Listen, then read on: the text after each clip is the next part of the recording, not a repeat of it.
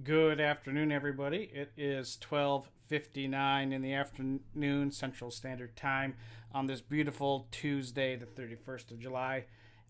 Last day of the trading month, second day of the trading week, and we are going into a new month. We often see in every single market some type of directional shift or culmination in these month of July into August. And yeah, and then if you don't know that, August is generally for stocks has an upward bias, so the markets in general typically have a bullish outlook going into all market. I mean, looking just at the Dow, Nasdaq, and the S&P, the three sisters, they all have a fairly upwards bias in August.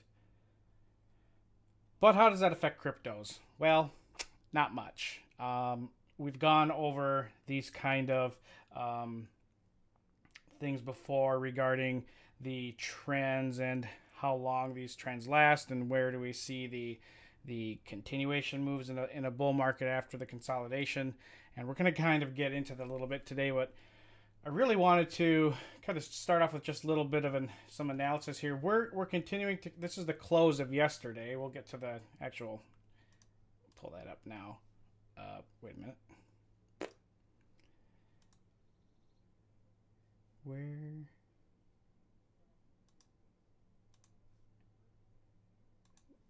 Hold on. What in the world is going on here? There we are. Okay. Taking a peek at Bitcoin, we can see that we've started. We had a bit of a rally yesterday. Traded up. The minute we started to the lagging span went down again below the hourly cloud. We had hello, Lamont. How are you doing? Welcome. Fell right through, and now we are testing the upper band of this previous flagging channel. All of last week and the week before a little bit, discussing that the return to 7,500, the 7,556 value area, that is a very probable zone. That's where we're seeing price kind of drift towards. I believe that will be the next opportunity to initiate into some long trade opportunities. But we can see the whole market as a whole. Of course, when Bitcoin is going down, that drags everything else down. If we take a peek at Cardano, for example, Cardano, actually in this perspective, where are we at?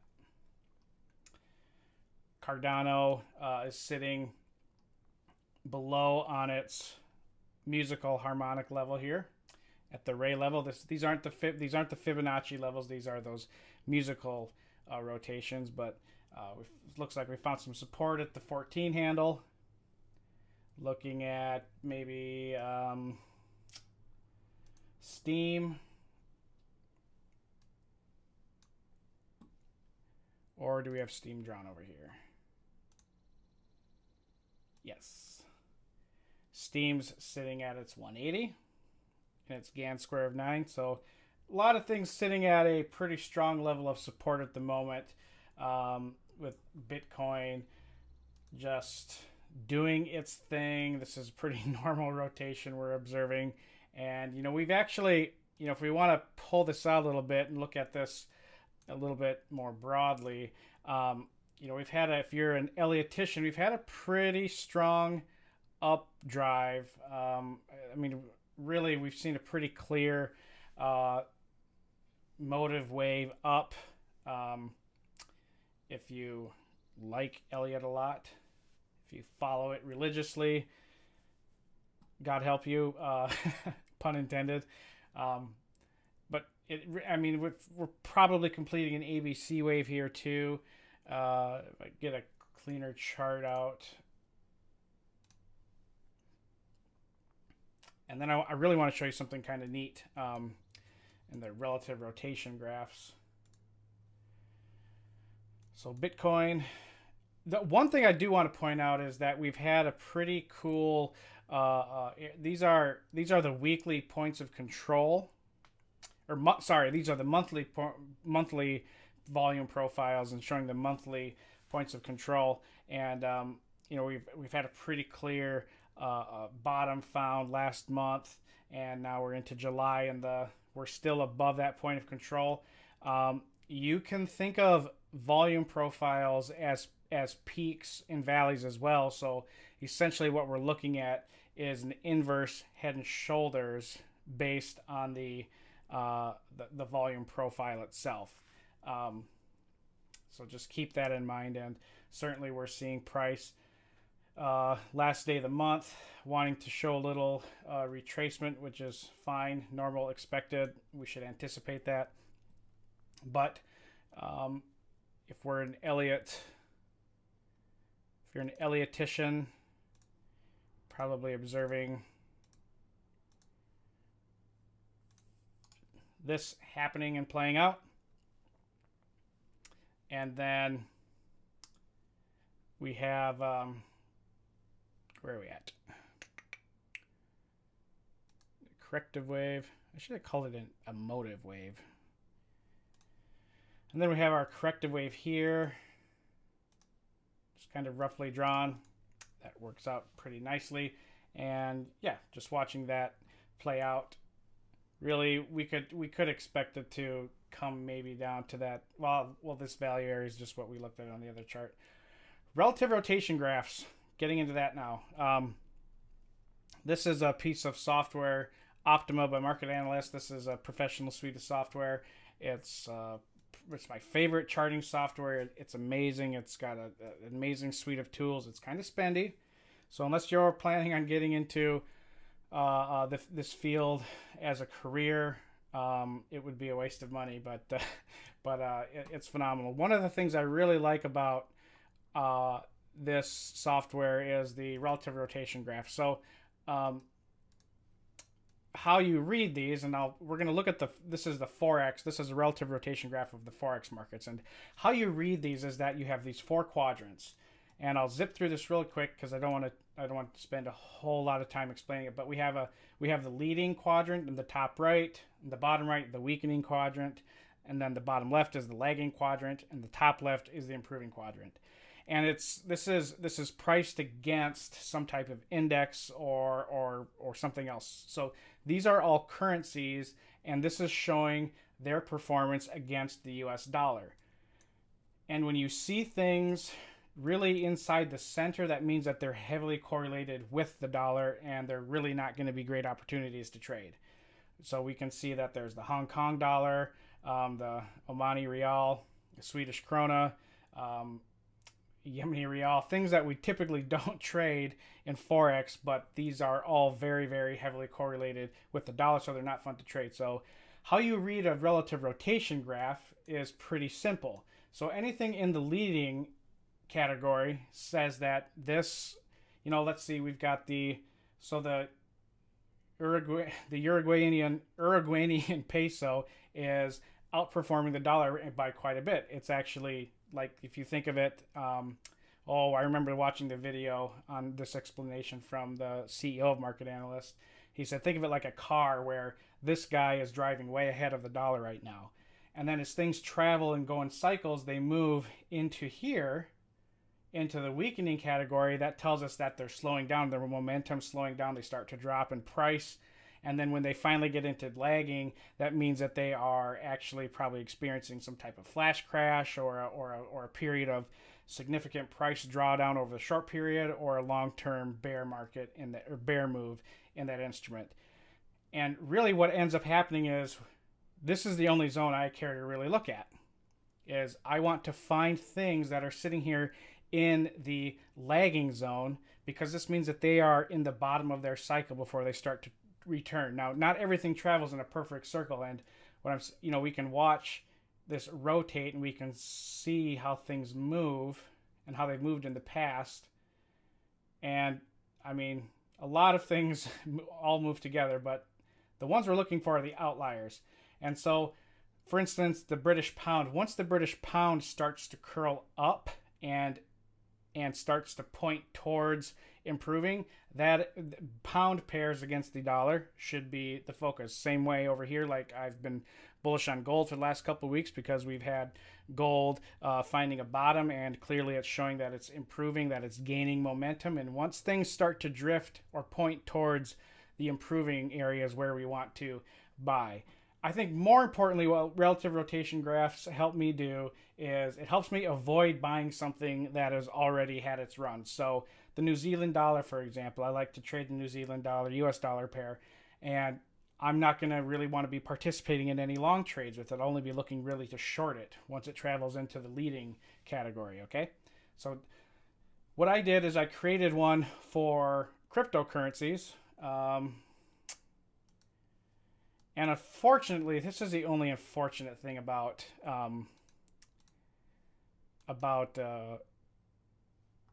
cryptos is that, or market analyst only has end of day data and only for a select few pairs, which is really frustrating because another piece of software I really like, they actually do live data by using Crypto Compare, and you can look at thousands of cryptocurrencies with their euro pairs, the yen pairs, the dollar pairs, just tons.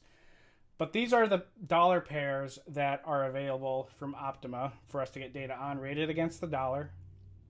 And so when I'm looking at this relative rotation graph, again, if I zoom out, we can see there's an outlier here, XLM. So stellar lumens is way, way, way out there.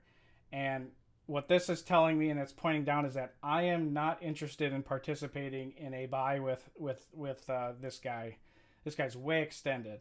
In fact, a lot of these pairs are showing that they're pretty extended. But let's just kind of zip it back to where are we at here. This is May 28th.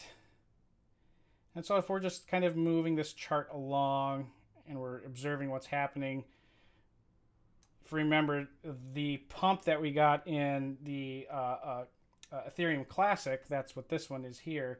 That was due to the Coinbase saying that they were going to support that platform. And as we keep going, we see the breakaway here.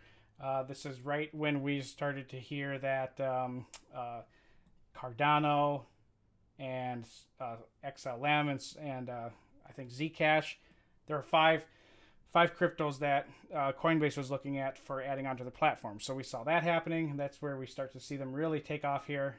And then finally we're coming to now. So let's take a look at Cardano for a second. So here's Cardano.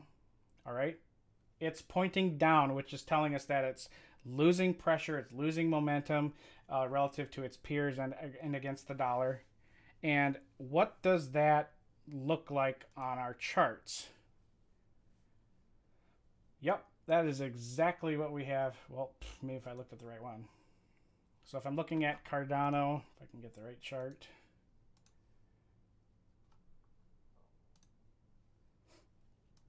If I'm looking at that dollar pair,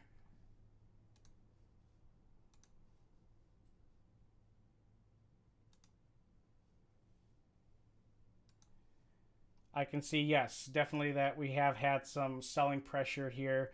And, in fact, we've essentially wiped out the gains of the last 2 weeks. Okay, we've ended up forming a bottom here, and we've pretty much wiped out the last 2 weeks gains in a 3-4 day period. So this nosedive down in Cardano is reflected in here. Okay, so we have it coming down here. Now, this is not telling us how far prices are going to go with Cardano. This is just telling us that if we see a steep slope down, that's pretty much telling us that we have a pretty good chance of prices flattening out and then consolidating. If it is a kind of a wavy drive, that means we're getting a sustained drive down. But if there's a literal dead cat being dropped from up above is what's happening, then over the next couple of days we'll definitely see Cardano sitting around in here. So again, when I was talking about these zones, nothing here looks like it's a good long trade right now. Okay. If you could short Stellar Lumens, that would be the thing to short. Shorting Bitcoin is actually a good idea. Shorting Zcash is a good idea. Strat, Next.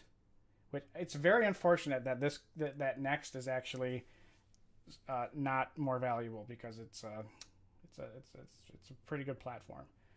I mean, there's better ones coming out, obviously, but yeah, it's established. So if I'm looking at these charts, where's the only like real indication of a good buy? If I'm not shorting on Kraken, or if I don't have 10 grand to put into Bitfinex, or if I don't have an LLC set up for me to open up a corporate account on another exchange, where's my only trading option for going long? And that's really, we're looking at the Ethereum Classic. And so Ethereum Classic is drifting here, and when I see Ethereum Classic getting into the lagging zone, that to me is the opportunity to start looking at taking a long trade, because this is really out of this chart, at least, this is the only one that is indicating that there may be a nice bullish setup happening soon. So yeah, it's a pretty good thing to look at. Again, relative rotation graphs, they're proprietary. They are, I think, one of the best tools. You can get a trial for Optima. I'm not advertising this. They have full disclosure. They have asked me before to use like a link or like an affiliate link, and I don't believe in doing that with trading software, because I don't want to make a buck off of you guys by shilling something out, because I think that is how do I say it? The software should be good enough for me to want to suggest it. I should not have to be incentivized with money to suggest something like this. As an educator, that is something I'm not willing to really do. At least with trading software, it's just not. But MotiveWave and Optima, they are fantastic pieces of software. I encourage you to try the trial. Again, it is a little spendy to get the full suite, but you'd be hard pressed to not try it, at least.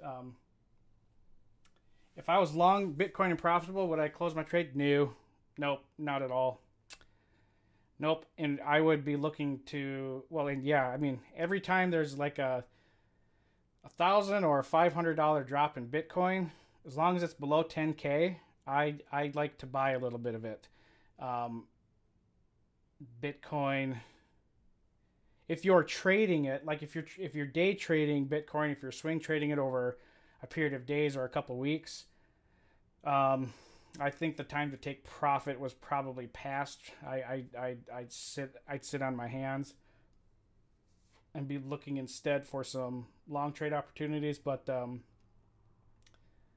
mean, if you're gonna hold it for a long time as to catch the next bull run, I mean, we just have to wait. I mean, we're next tomorrow. Can I put Bitcoin Gold on the chart, on this chart, Mohammed? Or just a regular chart. I mean, Bitcoin is not going anywhere, and you know, we got August coming up, and then we have September starts, and we start seeing the new like pump phase in cryptocurrencies. So Mohammed, Bitcoin Gold's right here. That one's taking a nosedive too. I really like Bitcoin Gold. Actually have a good amount of Bitcoin Gold. I think Bitcoin Gold is what Bitcoin Cash should have been. Bitcoin Gold is the philosophy behind it is very, very much in line with Satoshi Nakamoto's original plan. Bitcoin Cash is not. All right, let's look at Bitcoin Gold. We'll do a little run down with that. Actually, I did a webinar, not very, I think maybe last year it was. I don't have it. Well, I should have. I'll get it ready for tomorrow if I still have it. I don't know where I put it. But Bitcoin Gold.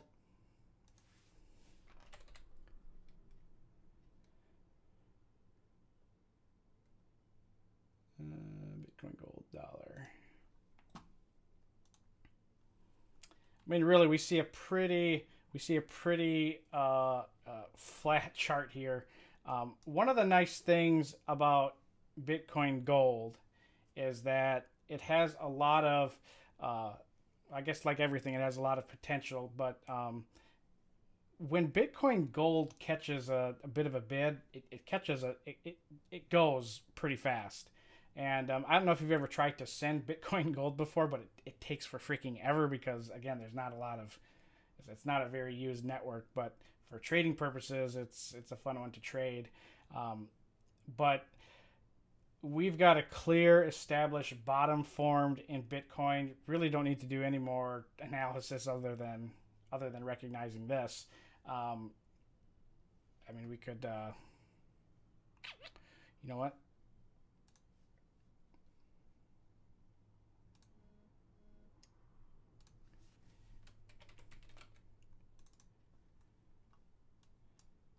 And why don't we get the square of 9 values.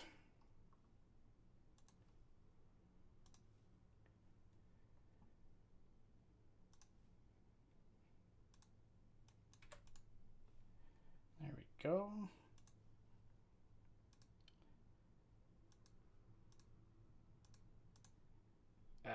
Changed my default settings.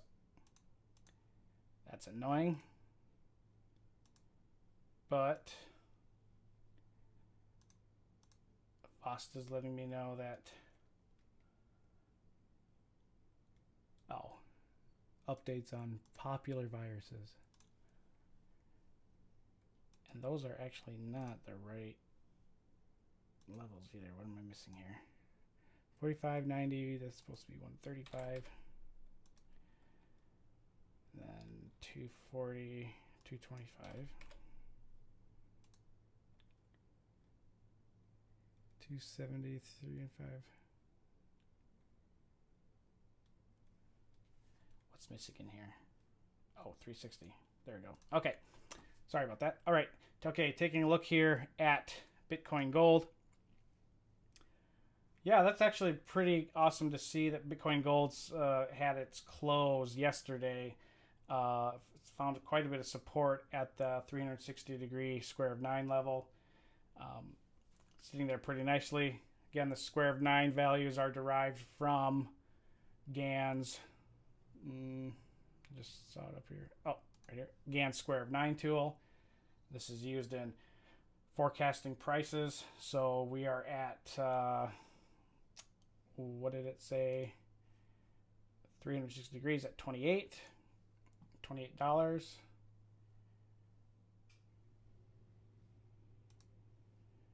And if we see here, there's the number 28. That's the degree value, 360 or 0. And what's nice about this is you can get a long-term projection on, or a near-term value watch for, all right, so prices travel clockwise around the square, and angles are generally an area and a source of resistance in a lot of cryptocurrencies. So the next major angle we're looking at is the 45-degree angle, and that is the $31 value area. Or conversely, we could, the software doesn't do this automatically, but we can find a date. And if we, when Gann said that when price and time are squared, that is when you see massive moves in the market. So when time and price are both at the same level, and then the price action is also there, you see some really, really, really powerful moves in the market. So we're coming up on August. And so if we look at August 1st, so tomorrow, the price levels that we should be looking at if time and price were squared for tomorrow is between the $35 to $37 value area. Is that going to get there? Nah, probably not. We're also probably not going to get to the low of $17. But we can look ahead and monitor future price ranges and where they would be squared in time. But Bitcoin Gold sitting at this 360-degree value area. We can see that it's easier to see these zones when you can use a 4-hour chart, but unfortunately, it's only end-of-day data.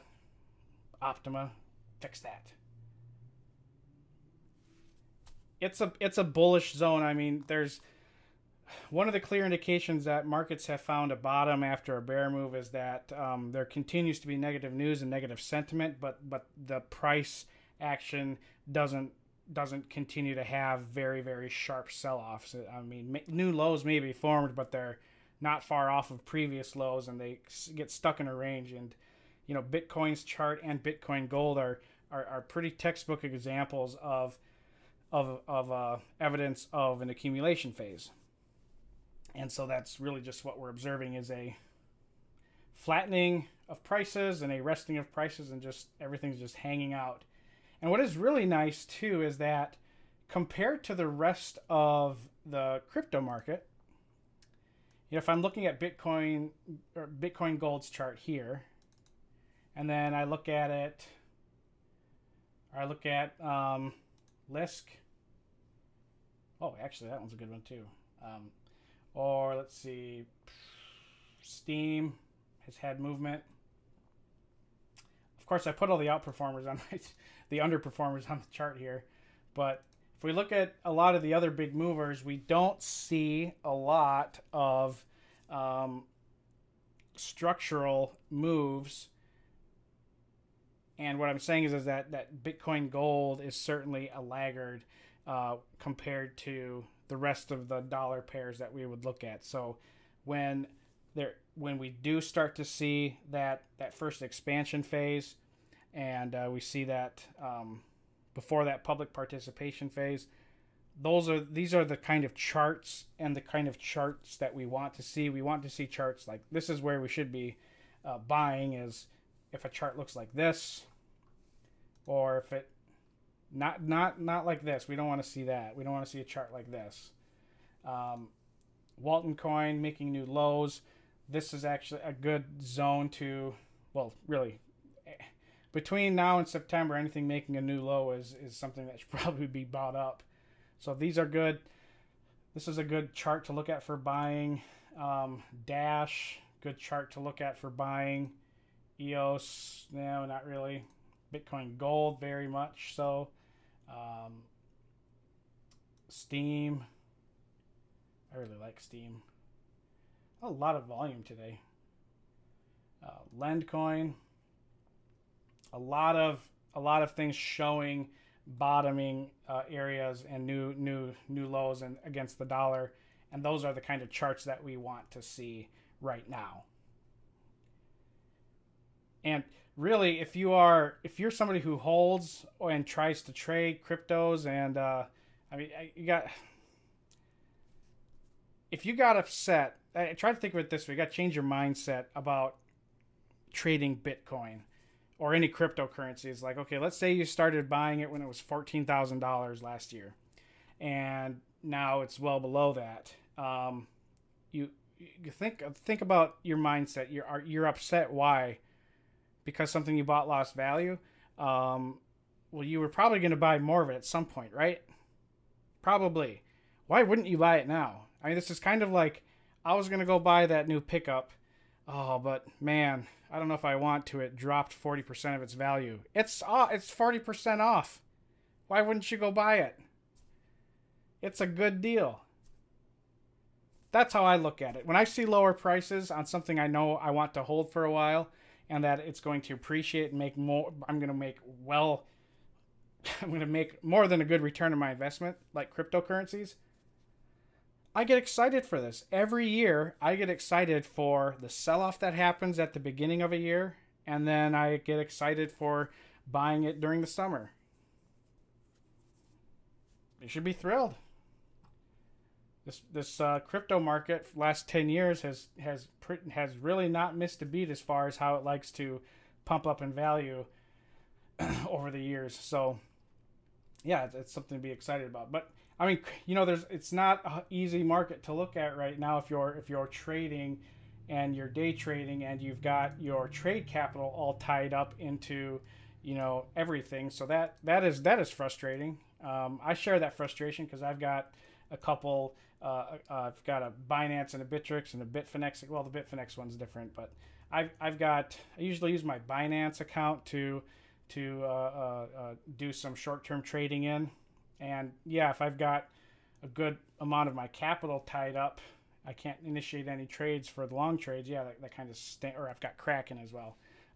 But yeah, it's a frustrating market to try and trade, no doubt. But on the bright side, we are approaching that new buy zone at the $7,500 value area.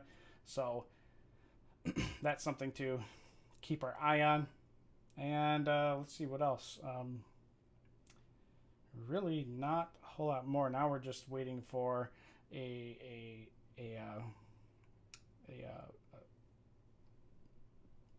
want to see what happens at this value area here at 75.62. That's the zone we really want to pay attention to. Litecoin. Litecoin's getting close to making new yearly lows, maybe. Yeah, maybe. I don't know if it will, though. Structurally, that's not a very healthy looking chart here.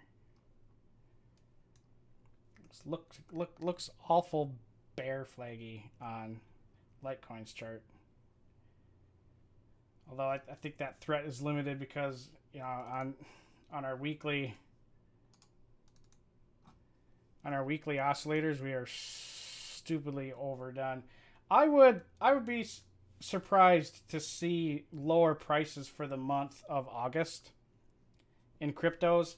I don't think it's I think it's quote unquote planned delivery, planned price action to get a dump before the end of the month, because the indicators, if you're using indicators like oscillators, they don't paint new information until the candlestick closes. So on a weekly chart, you have to wait 7 days for the oscillator to update. On a monthly chart, you have to wait 30 days for the oscillator to update. So if we look at Bitcoin, and we can see that while we did have a nice drive up on the weekly, the monthly hasn't even coiled up yet. We'll see that at the close of today. By the way, this is a bullish pivot setup on a monthly chart. That's hot.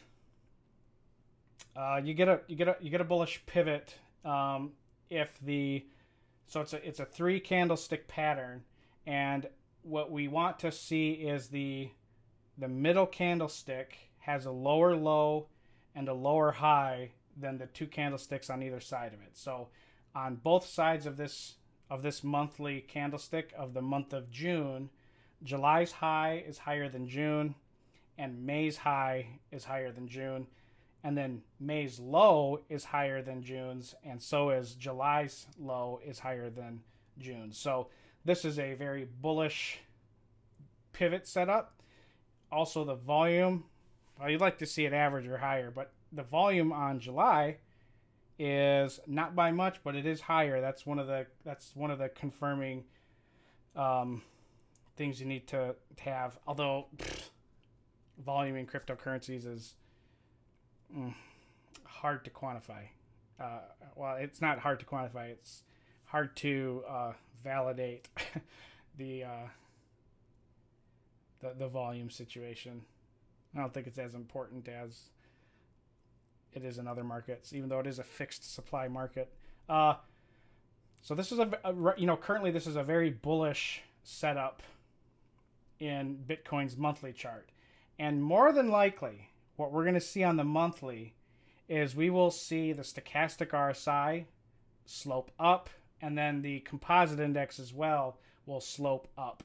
And we haven't had that happen since, well, if you want to count March into April. But otherwise, yeah, we are looking at a very extended, overdone condition in the stochastic RSI and in the composite index. Actually, what does this look like with Kraken's data? Because they've got longer data. Same thing. Actually, Kraken has a nicer look of it. So, yeah, this is a pretty bullish looking monthly chart. So, this is great. I mean, this is the kind of setup that you want to see before the next major rise. Also, if we go back and, again, cryptocurrencies are still very, very, very new. So a pivot is when both sides low is higher than the middle candle and both sides highs are higher. Yep.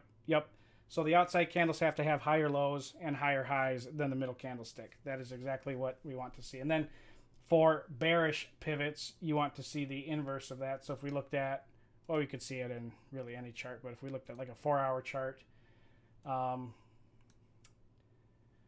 bearish pivot, usually when bearish pivots appear at the top, you want to see them at a swing high of some sort. Here's one. There's a bearish pivot right here. That's not very good. The volume's got to be more appropriate. Here we go. This is a bearish pivot right here.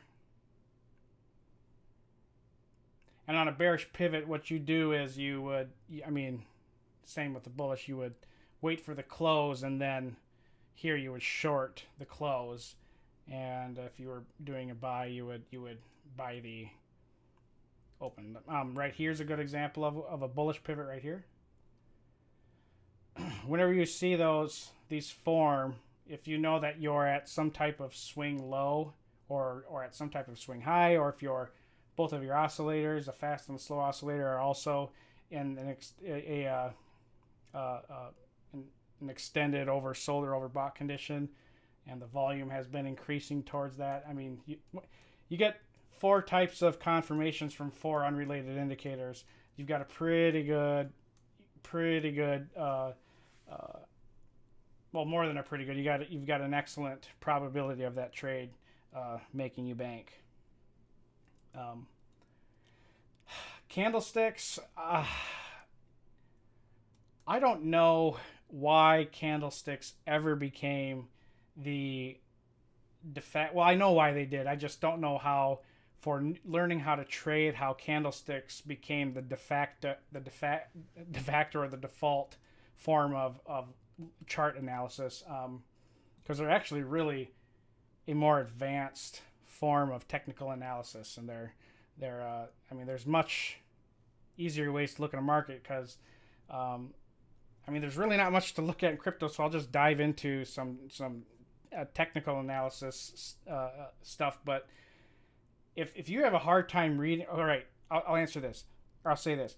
If you get anxious looking at a candlestick chart, then you should not be using candlesticks until you don't get anxious looking at candlesticks. Because if every little tick in movement of that close bar is moving around, if that's causing you anxiety, candlestick charts are probably the worst or the worst charts for you to use. I mean, you're just causing yourself a lot of anxiety and torture. Something way more appropriate is going to be let's see, probably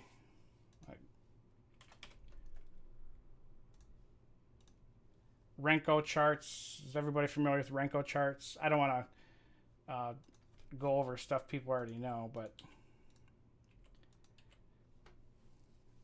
Renko Charts are probably going to be a lot easier on you, or even point and figure. Renko Charts, there is no time factor involved in the construction of a brick. They only complete upon an amount of price movement. So right now, this is Bitcoin's chart, and it's a Renko bricks, and what they mean is each brick equals an amount of movement. So $200. So every $200, a Renko brick forms. And if you look over on the scale here, we can see that. So this is the price here opened at 10,400 and it closes at 10,600. So in the next brick opens at 10,600, closes at 10,800, 10,800 to 11,000 and so forth. Okay, you get that. So every time price moves $200, it will paint a new Renko brick on your chart. And to the inverse is every $200 down, you will paint a new Renko brick. Now, a lot of people will look at this and say, okay, well, here we have this Renko brick change. You know, just in this area, we see, okay, it went from green to red. That means it moved down 200. It moved down $200, and then we formed a Renko brick. That is not true. When Renko bricks change color, that is an indication of something, a big turn happened, either on a short-term trend or a long-term trend. Because, got to think, so this green Renko brick, that means price had to move all the way up from $9,200 all the way up to $9,400. But price got up to $9,400, lost $200, and then lost another $200 to paint this new Renko brick. So we actually had $400 worth of loss to paint this Renko brick, okay? So when you see them change colors, that is something to pay attention to and be aware of. Renko bricks, again, they're void of time, so actually you want to set these on the shortest time frame possible. For TradingView has a funky way of it's not bad, it's just a different way to how they paint these on here. But if you use a minute chart, you know, you'll get a more accurate Renko representation. And the wicks, you can use wicks or not, but the wicks basically say that it tells us how far price went before it came down. So this is telling us that price got up to 9,000, and then it actually went all the way up to 9,000, whatever the high is, 9,085 before it sold off and moved down again.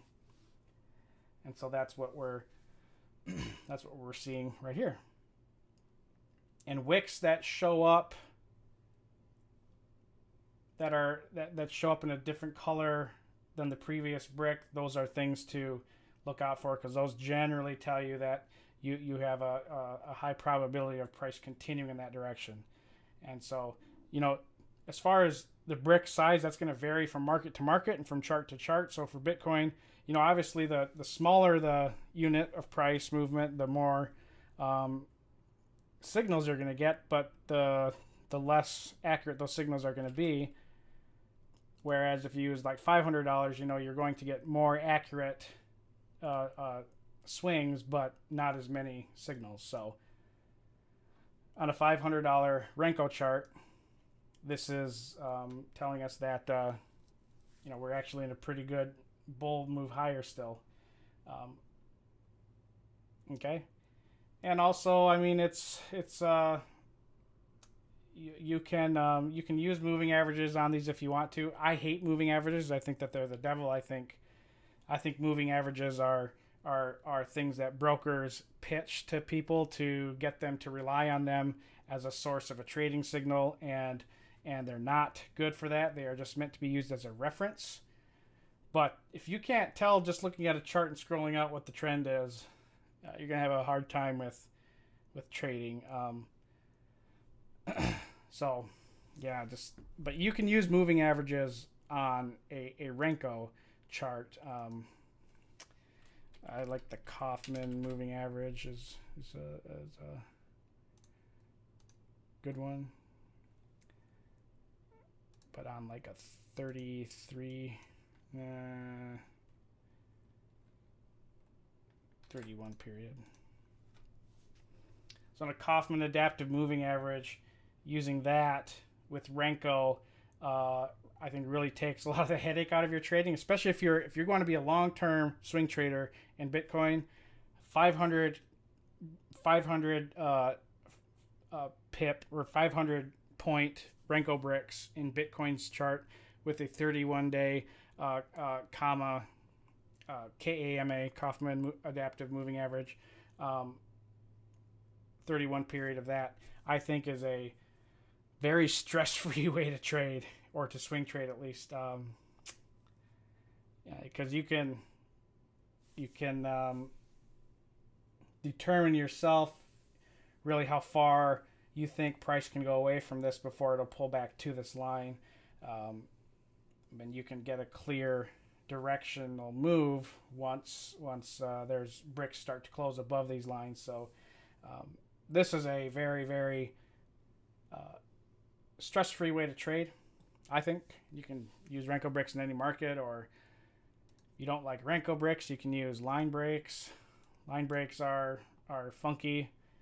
They're very simple. Basically, a new line won't form until it breaks the high or the low of the last three periods. So Kaufman moving average is really great on line break charts as well. What else? Again, these are all void of time.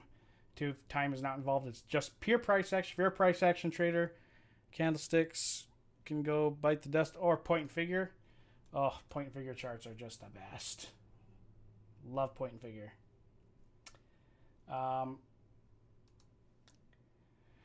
Kaga Charts.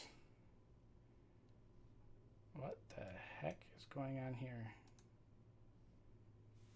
Oh, duh. Never mind.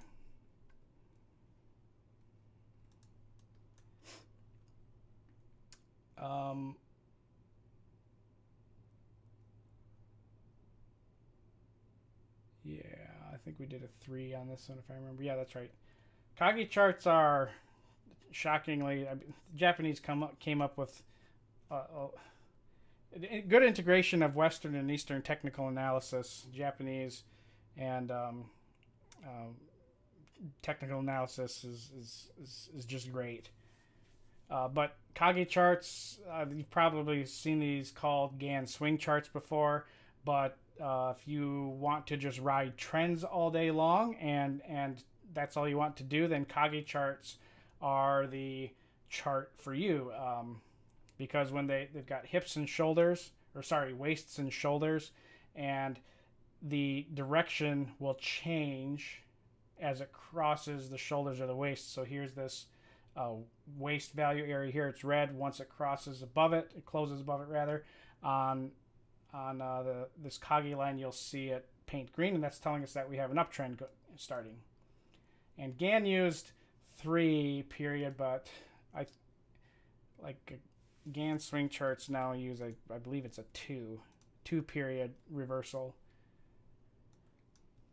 And so when I'm looking at this here, this is telling me that we're actually getting a bullish buy signal in Bitcoin based on this chart. Okay. Any questions on any of these? I'm kind of rambling here. Any questions on any pairs? Any questions on any of the stuff I just went over? Again, the Kaga chart is now telling us that there is a strong buy opportunity in Bitcoin at this very level, at this current price.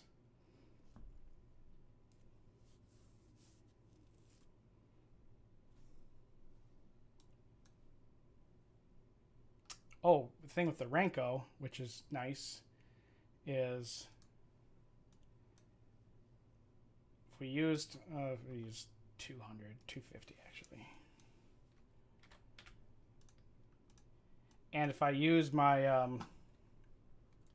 what's the time frame on the current chart? There is no so on the Lamont, on all of these charts, the Kaga charts and the Renko, I always have them set to 1 minute. But that's just because of the way that TradingView does things. Not the Renko one, the Kaga.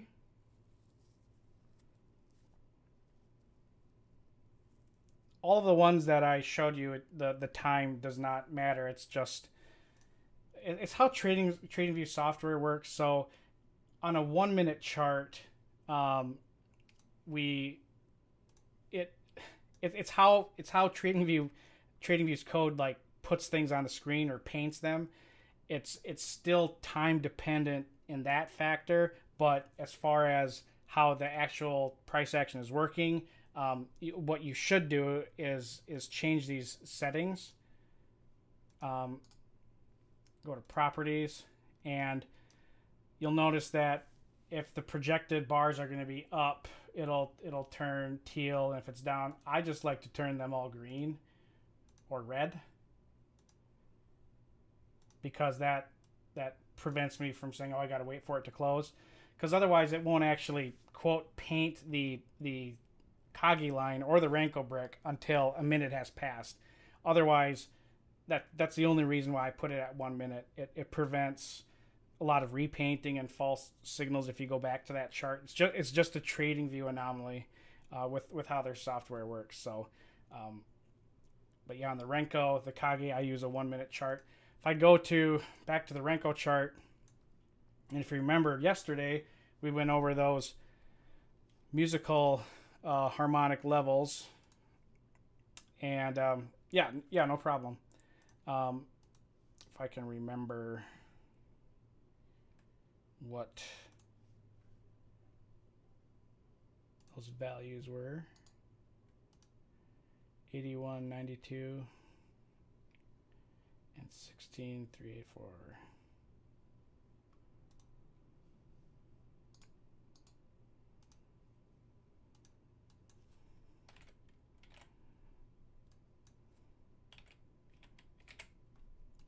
I think that was correct, right?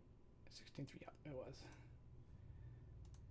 So if these are these harmonic levels that Bitcoin likes to trade, I should probably get those lower ones too.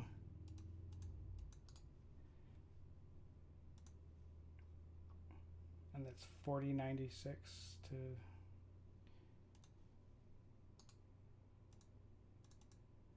Oops.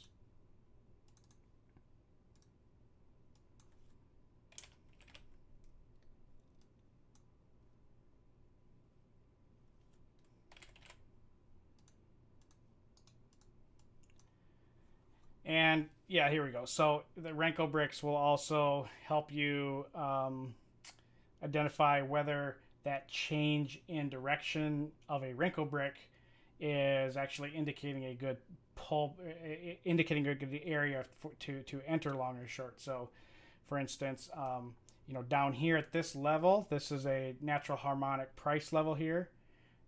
If I saw price was down here and then the next brick turned green, I would know that that was a very good entry to go long, very low risk trade. I probably would not want to take a short trade up here, even though, or rather, well, where was I looking? Looking at two different screens. I probably would not want to take the short trade here because we're just in the middle of this price action. I'd want to wait to go short or long depending on where price is at relative to these harmonic levels. So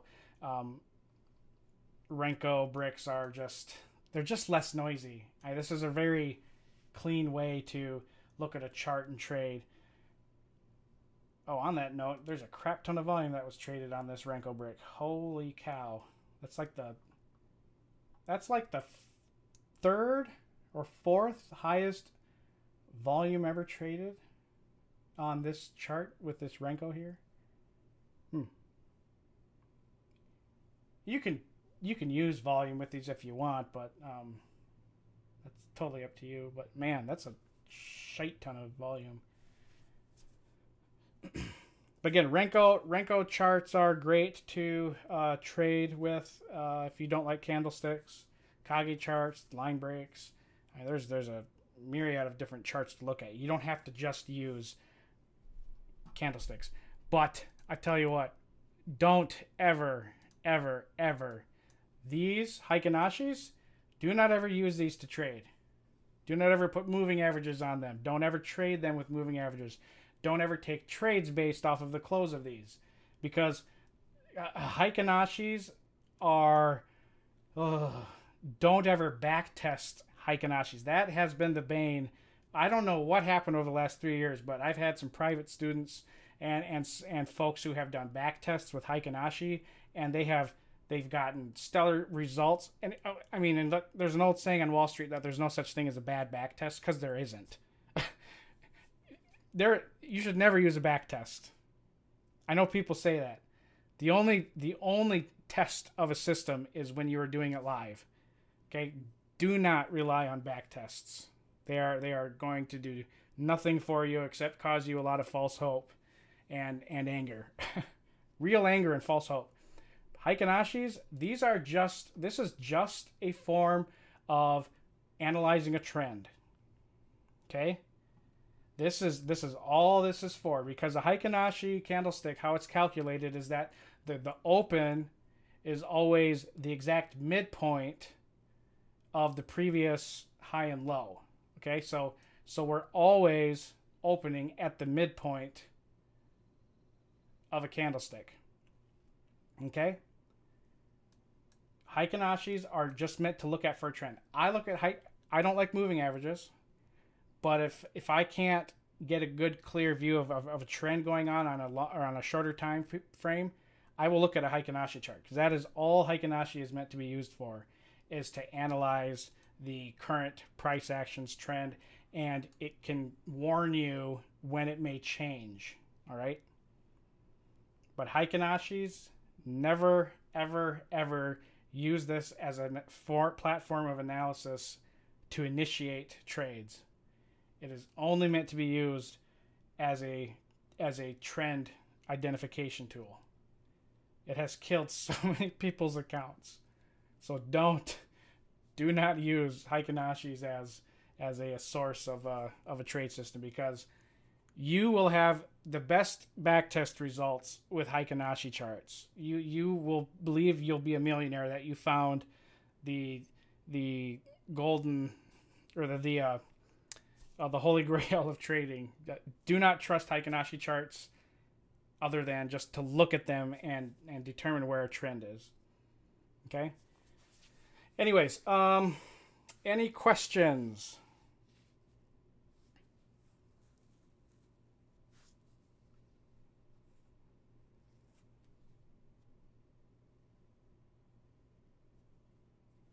All right. Again, thanks for coming. Don't forget. Sure. Yeah. Go ahead and ask Lamont. Oh, you're welcome. Yep. This is still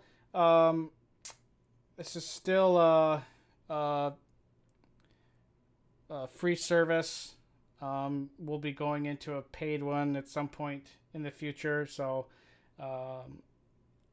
yeah, don't forget to like and subscribe, and make sure that you're here tomorrow at 1 o'clock, because I'll be here again at tomorrow. And for those of you watching the recording who are Forex Lens members, I will see you tomorrow morning. Hope you all had a great trading day yesterday. Hope your trading week so far is going well. Have a great rest of your day, and I will see you tomorrow. Bye-bye.